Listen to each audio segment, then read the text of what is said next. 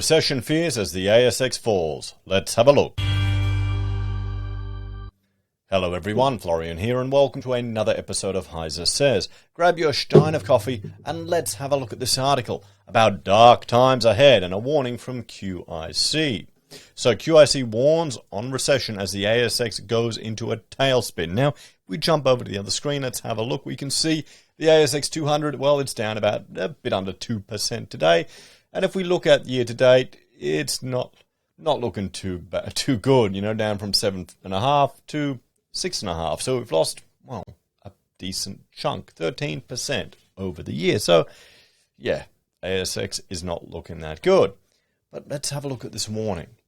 So Australia's powerful jobs market could keep the country out of recession. But the state government's investment manager, QIC, has issued a warning about dark times ahead. Now, should we be worried or shouldn't we? QIC Chief Investment Officer Alison Hill said in the QIC's regular podcast that it's likely we will hit a recession. But its chief economist, Dr. Matthew Peter, said everything hinged on Australia's unemployment and whether central banks like the Australian Reserve Bank could hold their nerve and not increase interest rates too high.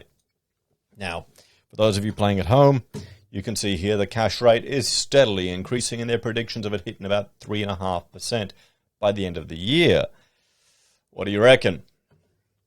A recession is classified as 2 consecutive quarters of a contracting economy, but plenty of economists question whether this is an accurate gauge. And do I have it here? Well, no, this is GDP going below trend. That's a different topic. This is showing you the last recession we had. First one in 28 years, nearly 30 years, 3 decades. You can see there we had 2 quarters of declining GDP. But if we look at GDP over time in relation to per capita, we've actually been below trend for the majority of the time since the GFC. So we're still growing, but we're not quite growing as well as we were. So just keep that in mind, because one could argue this is a depressed economy. So we're not doing as well as they were in the past. Federal Treasurer Jim Chalmers said there were deteriorating economic conditions globally. In an op-ed for The Australian, Chalmers said the economic challenges were intensifying, inflation was rampant, and central banks were responding with blunt and brutal interest rate increases. The ASX also tumbled more than 150 points on the back of the interest rate rise in the US. Hill said the world was seeing quite assertive action from central banks globally to bring inflation under control following the US Federal Reserve lifting rates by 0.75 or 75 basis points. Europe and the Bank of England had also sharply tightened rates. All of that is putting pressure on the Australian dollar, which is trading down and putting on further demands on Australia. Now, here's the thing.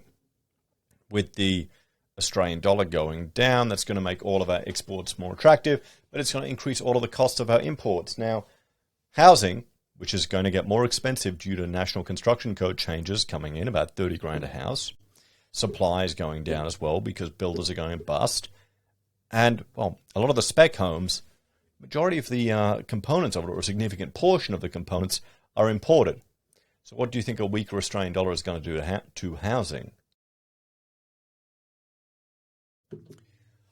While we have our own dynamics, and we are fortunate to have our own energy supplies, we are part of the global economy, and we are linked in that sense. And so it's very likely that we will see the RBA continue to increase our official cash rate by another 0.5% in October.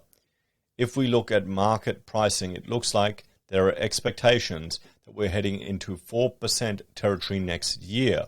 For anyone who is paying a mortgage, that's a lot of money.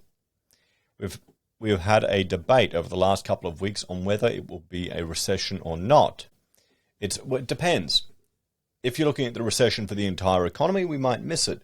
But that doesn't mean certain sectors may not go into recession. It's not a foregone conclusion, but all of these factors continue to lead me to the fact that we will probably likely have a recession. Only a few weeks ago, QIC argued that it was too early to call global recession and that the global economy would experience a soft landing or a very mild recession at worst. Every time I read an article that mentions soft landing, I don't trust it. However, Matthew Peter said he still believes Australia could escape a recession. We probably could, but even if interest rates are going up and we've got such little growth, it'll feel like a recession for a lot of people. But it added if the cash rate got to 4%, as the market was predicting, bond yields were higher than that and mortgages much higher than that, it could be a tipping point that could roll a consumer over.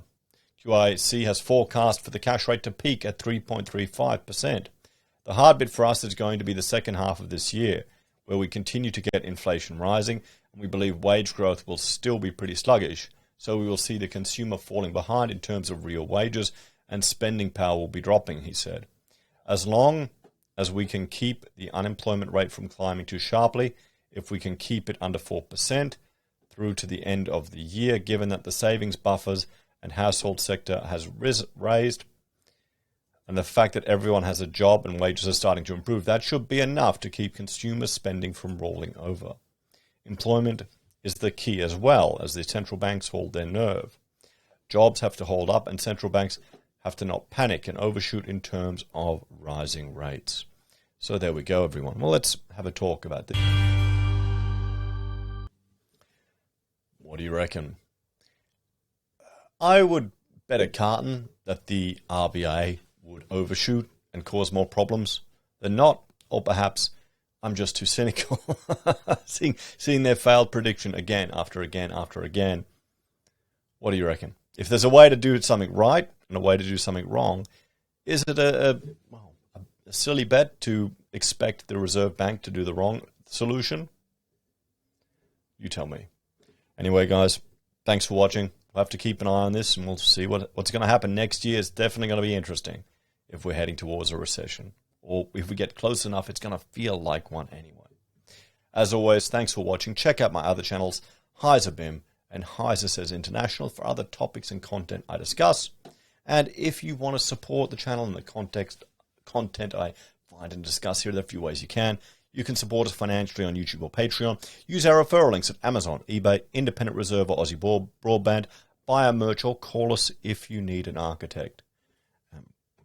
Take care, everyone. Have a great day, and I'll see you next time.